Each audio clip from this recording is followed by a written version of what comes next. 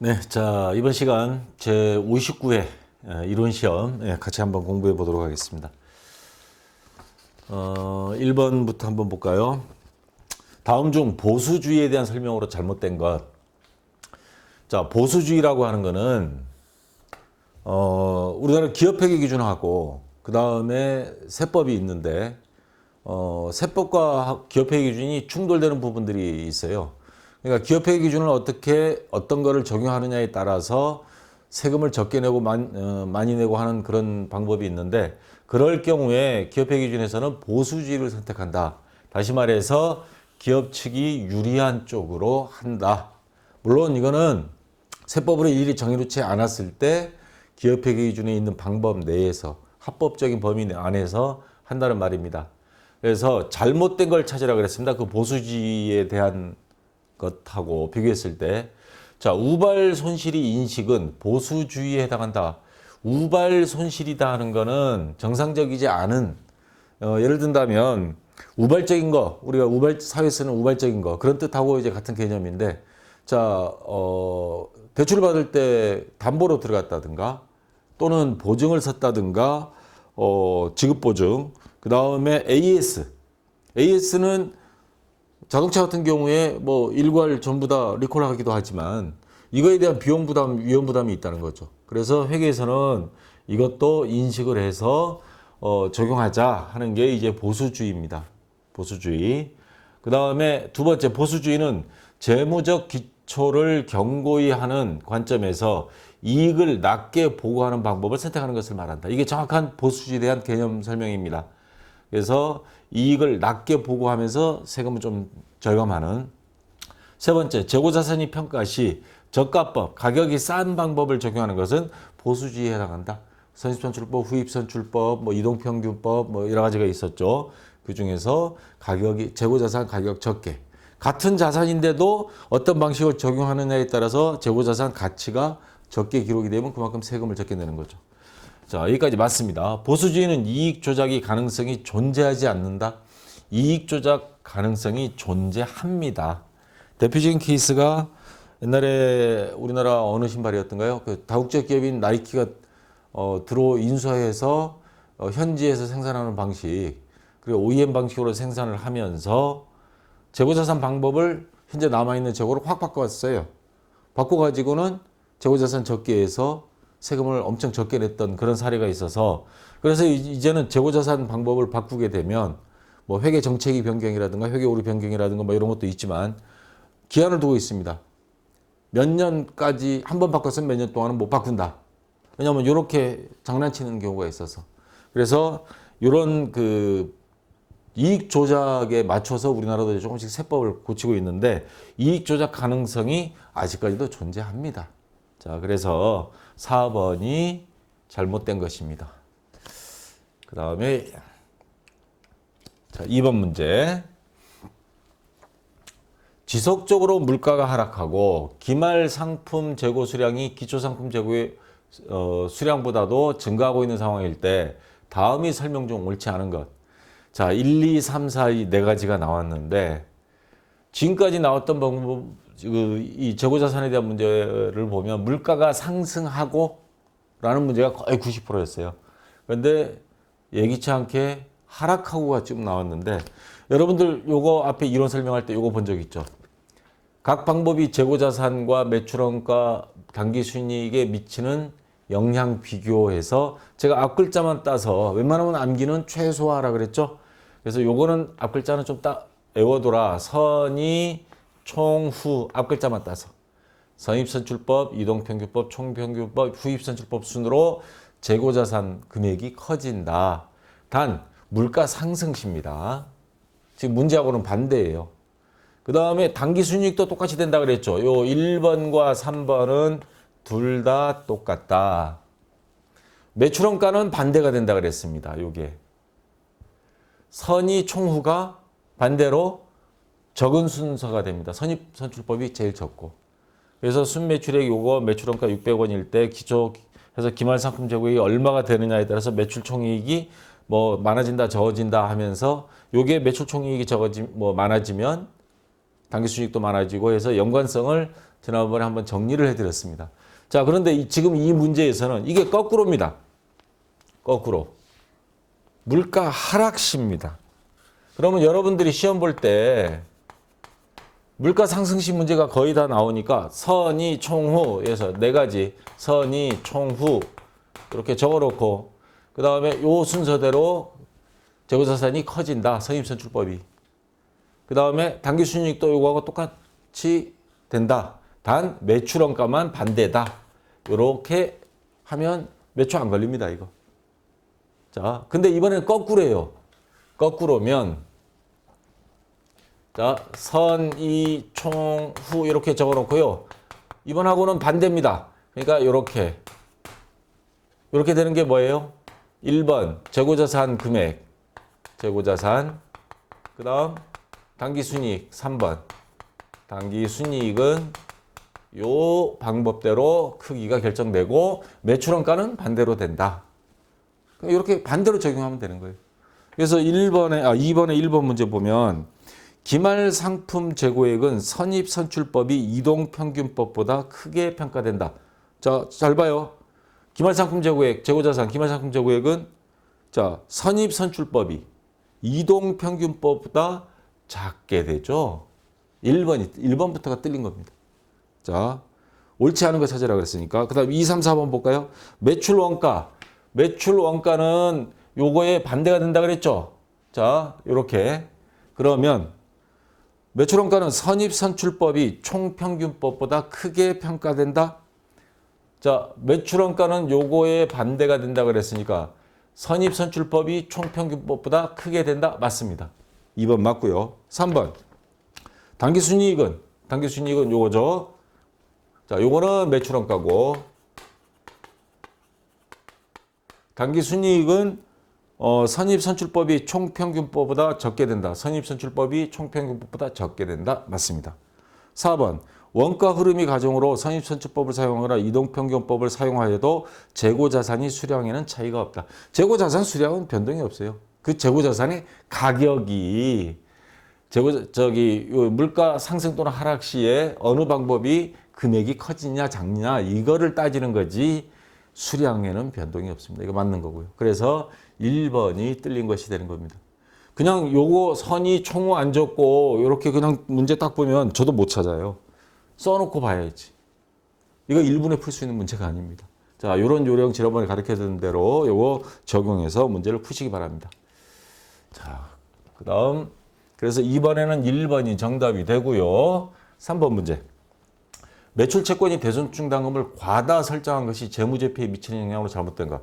자, 예를 들어서 대손충당금 설정할 때 차변에 대손 상각비, 그 다음 대변에 대손충당금 이렇게 되죠. 자, 이렇게 되는데 이게 10원씩 해야 되는데 그럼 비용이 10원 발생, 이거 부채에서 차감하는 평가과정 10원. 근데 이걸 잘못해서 20원씩 해버렸어요. 과다 설정했다 그랬으니까. 그러면 결론은 뭐예요? 비용은 많아지고 요거 자산에서 차감 항목이라 그랬죠. 대손충당금은. 그러면 자산은 감소하고. 자, 비용이 커진다. 1번은 이게 맞는 거예요. 지금 잘못된 거 고르라 그랬습니다. 그 다음에 비용이 많아지면 당기순이익은 적어지겠죠. 당기순이익 과소. 당기순이익이 줄어들면 이익잉여금도 줄어들죠. 맞습니다. 자산이 과대게 생긴다. 대손충당금은 자산에서 차감하는 평가계정이라 그랬잖아요. 10원만 자산에서 뺄 건데 20원을 빼버린 거예요. 그럼 자산이 그만큼 10원 줄어들게 됐죠. 자산이 과소가 됩니다. 그래서 요게 틀린 겁니다. 그래서 2번이 정답이 되겠습니다. 자,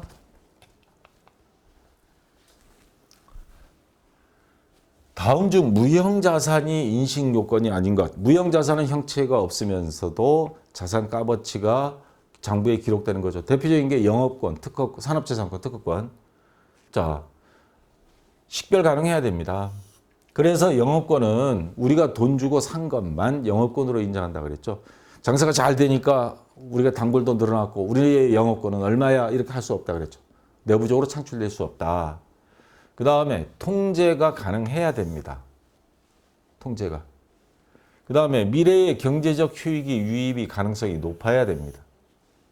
그 영업권인데 우리가 통제도 못하는 그런 자산이 있을 수가 없죠. 그 다음에 이 영업권을 줬다라는 건 그만큼 단골이 많아서 장사가 잘 되는 집이니까 우리가 그 웃돈 프리미엄을 준 거잖아요. 자, 그래서 샀는데 그만큼 장사가 잘 될 거라고 가능성이 높으니까. 근데 검증 가능성이라는 게 나왔는데 그 영업권을 객관적으로 이게 어느 정도의 자산 가치가 있다. 영업권 장사 잘 되는 거. 그거 수치로 계산할 수 있어요? 못하죠, 이거. 특허권, 산업재산권 이거 가짐으로써 장래에 이익은 생길 것 같다마는 그게 자산 가치가 정확히 얼마다 검증까지 하기는 불가능합니다. 그래서 윤식 요건이 아닌 것. 자, 요거는 2번이 정답이 되겠습니다. 자, 그다음 5번 문제요. 당사는 기계 설비 제조업을 영위하고 있다. 거래처로부터 2월 1일에 설비 납품 주문을 받았고 그 다음 20일 후에 납품했습니다. 설치했습니다. 계약 조건 때 5일간이 시험 가동 후 2월 25일에 매입 의사 표시를 받았습니다. 핵심은 이겁니다. 만약에 5일까지 시험 가동하는데 고장 났다. 이거 누가 이거 설비 자금 이거 설비 대금 주겠어요? 안 주죠. 그래서 매입 의사 표시를 받았으며 2월 28일에 3일 후에 대금을 받았습니다. 이 설비 수익 인식 시기는 언제인가? 언제일 것 같아요? 1월 1일 날 주문받을 때, 20일 날 납품한 때, 25일 날 이 사람이 우리 기계 이상 없이 돌아가니까 이거 살게. 요때 아니면 대금을 받은 때. 자, 이런 경우는 의사 표시 사겠다라고 한 경우에 매출 시점으로 보는 겁니다. 그다음 그러면 돈 받을 때 25일 날 외상 매출금이라 적어야 되는 거죠. 그러니까 요때 모든 장부 처리는 완결이 되는 겁니다. 그래서 2월 25일 3번이 정답이 되겠습니다. 자, 그다음 원가 회계 문제 들어갑니다. 원가의 개념에 대한 다음 설명 중 틀린 것. 매몰 원가 지난번에 설명했죠. 완전히 작년에 설비 투자 다 한 거 그거 뭐 올해 와서 또 새로 의사결정하는데 아무런 연관이 없는 그런 원가. 매몰 원가는 특정 의사결정에 고려할 필요가 없는 원가이다. 올해 고려할 필요가 없는 거죠. 자, 그 다음에 두 번째, 특정 제품에 투입되는 원재료의 원가는 직접비죠. 맞죠? 세 번째, 조업도의 변동에 따라 그러니까 생산량이 늘어나고 줄어들고 하는 거에 따라서 총 원가는 비례적으로 변하는 원가를 변동비라 한다. 맞죠? 이 재료비가 변동비잖아요. 네 번째, 고정 원가, 고정비 경우는 자, 조업도의 변동에 관계없이 생산량에 관계없이 단위당 원가가 일정하게 발생한다? 아닙니다, 이거. 총 원가는 일정해요. 예를 들어서 감가상각 아니면 건물 임차료, 공장 건물 임차료. 물건 많이 생산했다고 또 집세 더 내? 이런 계약 조건 없잖아요. 총 원가는 항상 불변이다. 고정비에 대한 설명입니다. 근데 단위당 원가는 일정하게 감소한다. 생산량이 늘어나면 어떻게 돼요? 자, 집세가 100원이다. 생산량이 100개일 때 임차료는 제품 하나당 1원인데 200개를 만들었다. 그러면 하나당 나누기 하면 0.5원이 되는 거예요. 50전. 그래서 단위당 원가는 고정비는 줄어들고 총 원가 집세는 항상 일정하다. 그래서 4번이 틀린 것이 되겠습니다. 정답이 되겠고요. 자, 7번. 이런 거 나오면 거저먹기입니다. 다음 중 제조원가 명세서에 나타나지 않는 것 이런 거 어떻게 하는 게 제일 정확하고 빠른 거예요. 네, 몇 사람은 이야기해서 할 거예요 아마. 제조원가 명세서 가서 볼 것. 가서 이 항목이 있나 없나 찾으면 되잖아요. 그렇지 않으면 딱 눈으로 봤을 때 제조원가 명세서라는 게 뭐예요? 제품을 제조하는데 총 얼마 들었으며 단가는 얼마다. 제조 원가를 확인하는 장부예요. 그러면 재료비, 노무비, 경비, 제조관제비에 거기다 기초제용품 더하고 기말제용품 빼고 완성품, 단기 제품, 단기 완성품 제조원가 다 구할 수 있죠. 단기 재료비 사용이 나오죠. 재료비 구입액, 매입, 제로 매입액 들어가잖아요. 기초 제로 재고액, 단기 매입액, 마이너스 기말 제로 재고액. 단기 제품 재고액은 이거는 손익계산서에 나오는 겁니다. 자, 볼까요? 제조원가 명세서.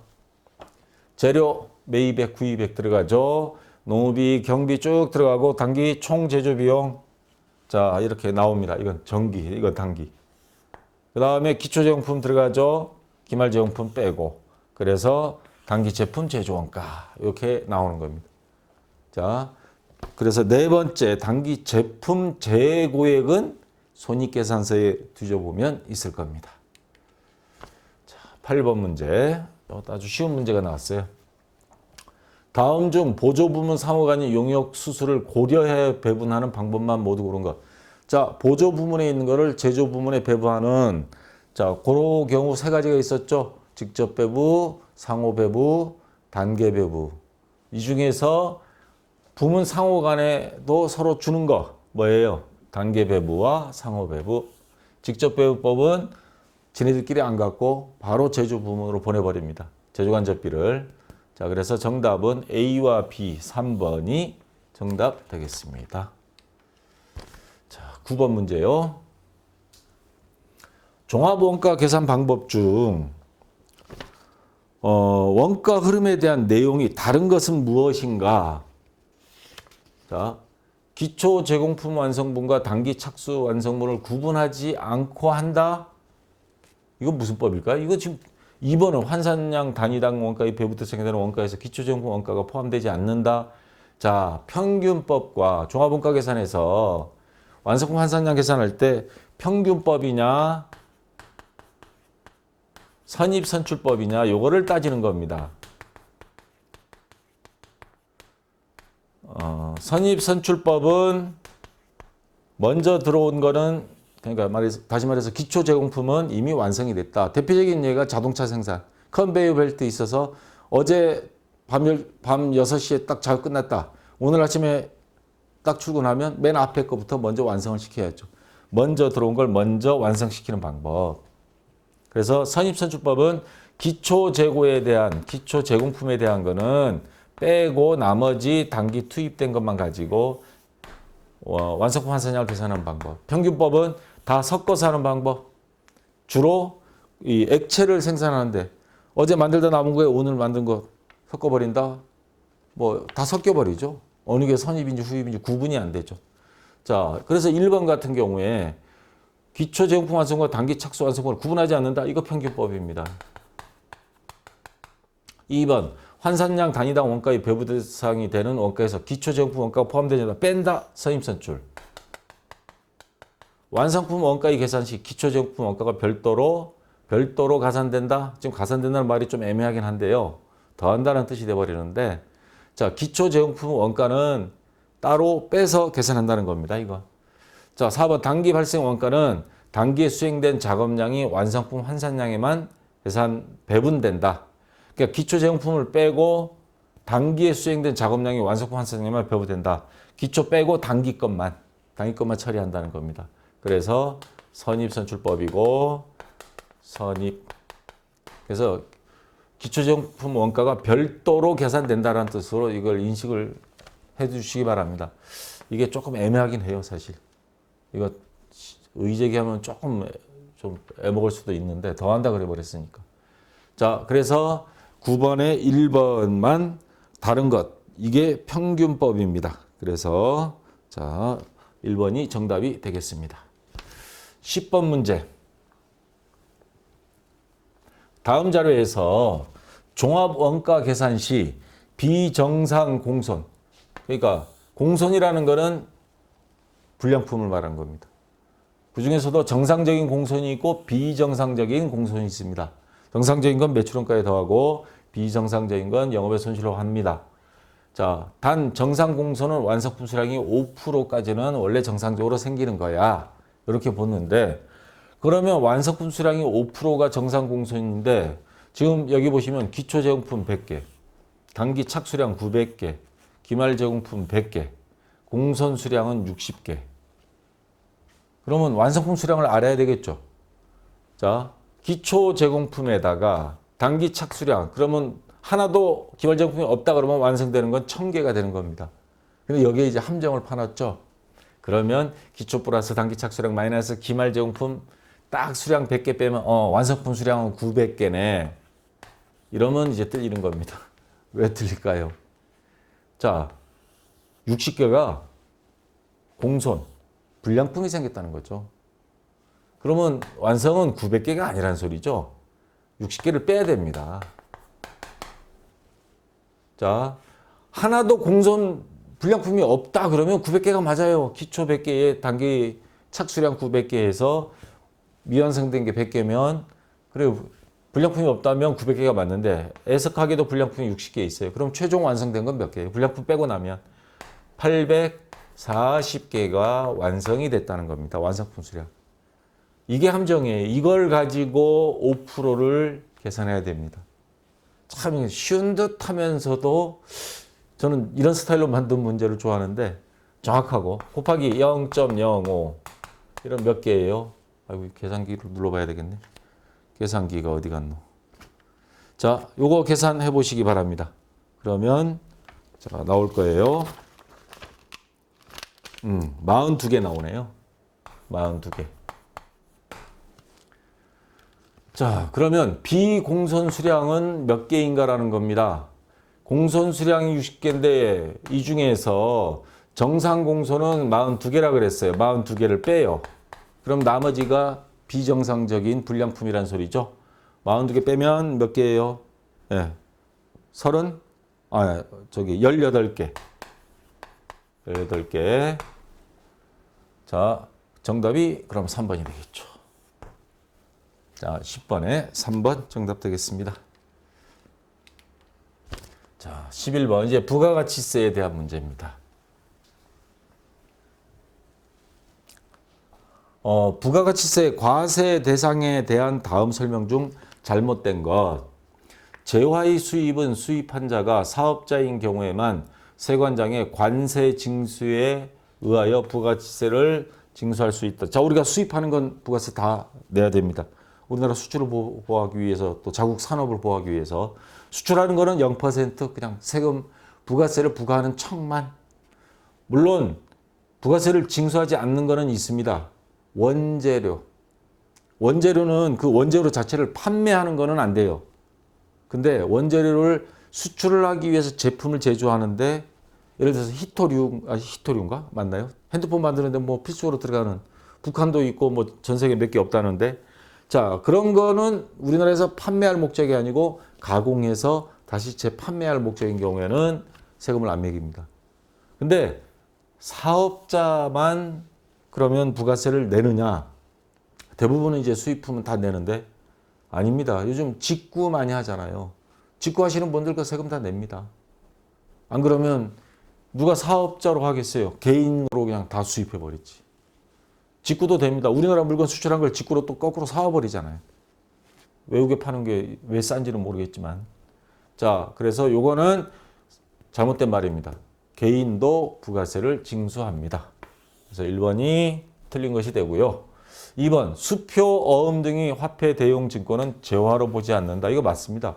재화라는 건 형체가 있는, 물론 돈도 형체가 있지만 어떤 판매를 목적으로 하거나 또는 가공을 목적으로 가져오는 뭐 원재료, 그 다음에 이런 것들, 상품, 제품, 이런 것들은 재화로 보지, 요거는 재화 대상은 아닙니다.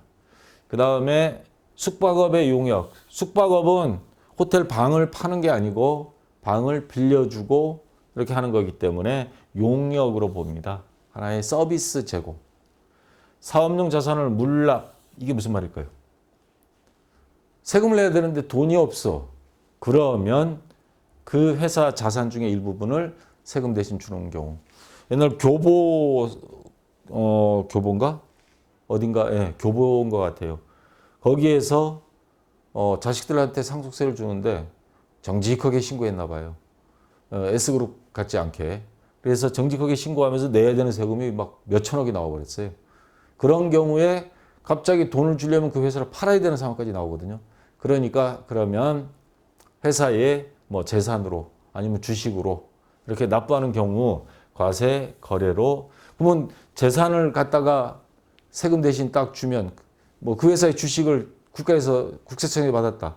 그러면 국가가 그 회사의 주식을 갖고 주권 행사를 하는 그런 경우거든요. 그런 경우는 보통 세금 내는 거 현금으로 내면 세금에 대해서 별도로 또 세금 내는 거를 또 부가세를 붙이질 않거든요. 그러니까 이런 것도 현금으로 납부하는 거나 마찬가지로 본다 이 말입니다. 맞는 말입니다. 그래서 1번이 정답 되겠습니다. 자, 그 다음 12번 문제.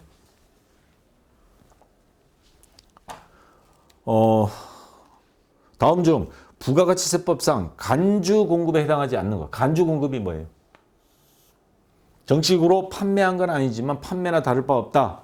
그래서 세금 내 하는 겁니다. 특히 어떤 거냐면 단 RA 보기에서는 모두 구입 시에 정상적으로 매입세 공제를 받았다. 그 물건을 사 오면서 부가세 매입세 공제를 다 받았어요. 환급 받을 수 있는 요건이 되는 거예요. 세금을 적게 내거나 또는 환급.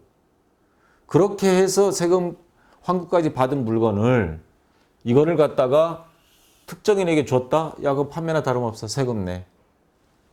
이런 걸 말하는 겁니다. 자, 그래서 2번부터 볼게요. 과세사업자가 사업을 폐지할 때 잔존하는 재화. 환급 받았어요. 근데 그 물건을 폐업했다. 폐업했다 그래서 그 물건을 안 팔아먹느냐. 뭐 우리 사장님이 미쳤어요. 무슨 뭐 눈물에 폐업해가면서 다 팔잖아요. 결국엔. 그러면 너네 언젠가는 여기서 이득을 취할 거니까 세금 내. 이겁니다. 특정거래체라는 게 뭐예요? 이해관계가 얽힌. 선물로 직접 제조한 제품을 제공하는 경우. 이 사람들 요거 대가를 안 받았지만 나중에 그에 상응하는 뭔가가 있을 거다. 이거예요. 정치인들, 뇌물 다 뭔가 대가가 있는 거죠. 자기 과세사업을 위하여 구입한 재화를 자기 면세사업에 사용하는 경우. 면세사업인 경우는 부가세 안 내거든요. 나중에. 신고도 안 하고. 그러면 이거를 이용해 먹을 수 있어요. 사업체를 두 개를 가져놓고 이쪽에서 구입한 거를 이쪽 면세사업장으로 빼돌릴 수 있단 말이에요. 그래서 이것도 열짤 없이 세금 내라. 단 직원한테 작업복을 지급했어요. 복리후생으로 준 거니까 야, 요거는 간주공업으로 치지 말자. 직원들한테 해주는 거. 제가 어제도 텔레비전에 뭐 이렇게 보다 보니까 전 세계 OECD 국가 중에 복지가 우리나라가 지금 뭐 무상급식이다 뭐다 하면 난리가 나죠. 근데 전 세계에서 복지가 제일 적은 나라가 우리나라였습니다. 통계로 나왔습니다. 근데도 뭐 무상급식이라든가 뭐 조금 뭐 하려고 그러면 이거는 뭐 악마의 유혹이다. 어느 당대표가 이야기했죠. 이거 아닙니다. 그리고 있는 사람한테 무상급식 하지 마. 그 사람들이 그러면 진짜 바라는 게 그걸까요? 무상급식을 안 하되 그러면 야 불평등해. 나머지도 다 하지 마. 이겁니다. 결론은. 그리고 누군가 이야기했잖아. 학교에 밥 먹으러 왔어. 나중엔 딱 하는 소리가. 자, 우리나라 복지는 아직은 적은 편입니다. 조금 더 해야 돼요. 자, 그래서 1번인 경우에는 직원들 복리후생을 위해서 하는 거는 자, 간주 공급을 해서 세금 내라고 안 한다 이 말입니다. 자, 그래서 해당하지 않는 것, 간주 공급 해당하지 않는 것 1번이 되겠습니다. 13번. 자, 조금 까다로운 게 나왔어요. 부가가치세법상 면세 대상이 아닌 것. 자, 토지 공급, 고속철도, 여객운송 사업, KTX 같은 거겠죠. 미가공 식료품 무연탄. 자, 요거 제가 하나 캡처 받았습니다. 면세는요, 기초생활 필수 재화라든가 용역, 국민들한테 꼭 필요한 거, 이런 거는 세금을 부과하지도 말고, 이 업체들도 세금을 내지도 말고 받지도 말자. 세금 없이 하자. 이겁니다. 미가공 식료품, 농수축산물요. 가공하지 않은 겁니다. 통조림은 아닙니다. 그건 가공한 거니까. 1차 가공된 김치, 두부, 고추장, 된장 이런 거. 미가공 국내산 비식용 농수축산, 수돗물, 단 생수는 과세입니다. 저건 영리를 추구하기 때문에. 연탄과 무연탄, 갈탄과 유연탄은 과세. 이거 좀 헷갈리네요. 여성용 생리 처리 위생용품, 시내버스, 마을버스, 지하철, 철도 등 여객 운송 용역. 그러면 요건 어떻게 되느냐? 단 항공기는 부가세 냅니다. 그 다음에 우등 고속버스, 전세버스, 택시, 특수자동차, 특종 선박 또는 고속철도가 여기 있습니다. KTX. 자동차 대여 사업 렌트카죠. 이러한 것들은 원래 2016년 기준으로도 면세 대상이 아닙니다. 이거는 과세 대상입니다.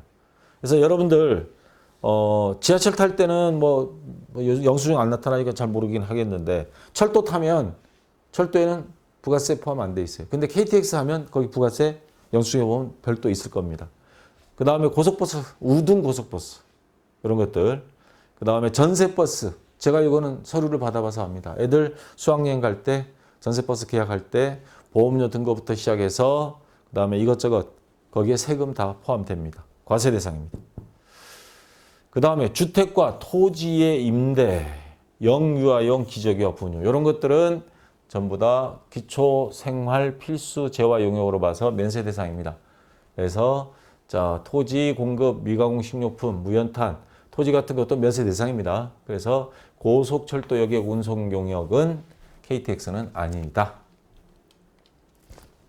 자 14번 문제.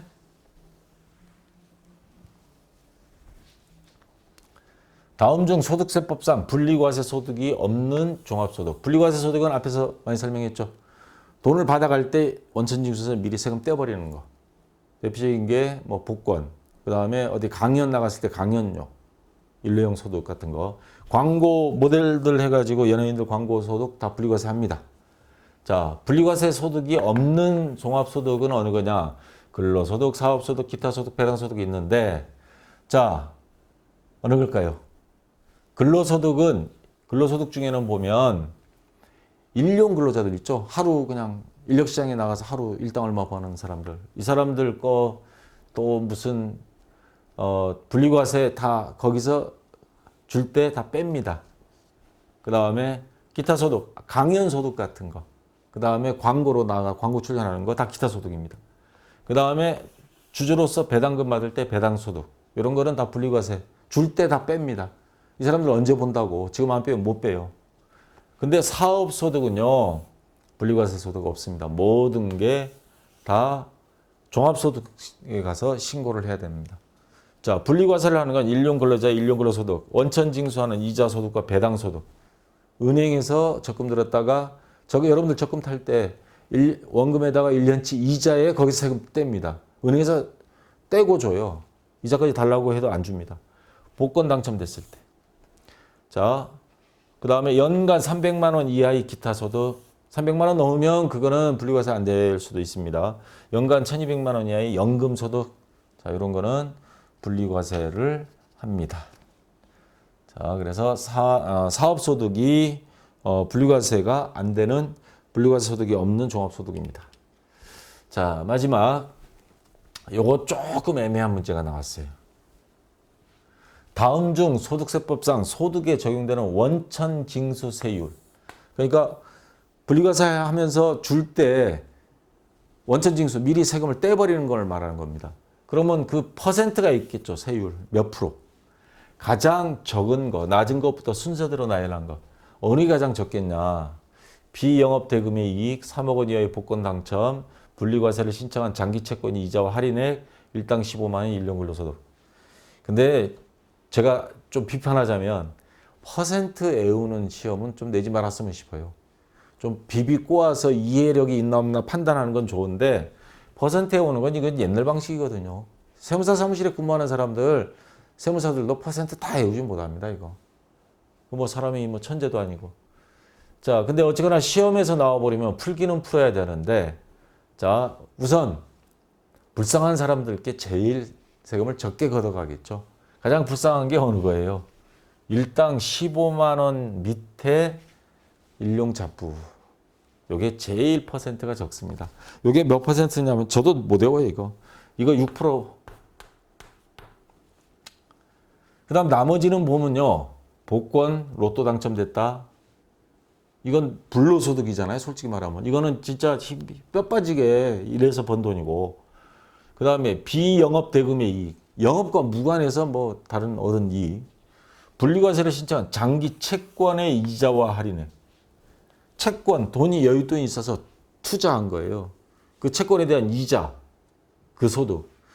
가나 다는 어찌거나 라에 비한다면 불로소득들이에요. 큰 노력 없이 버는 거.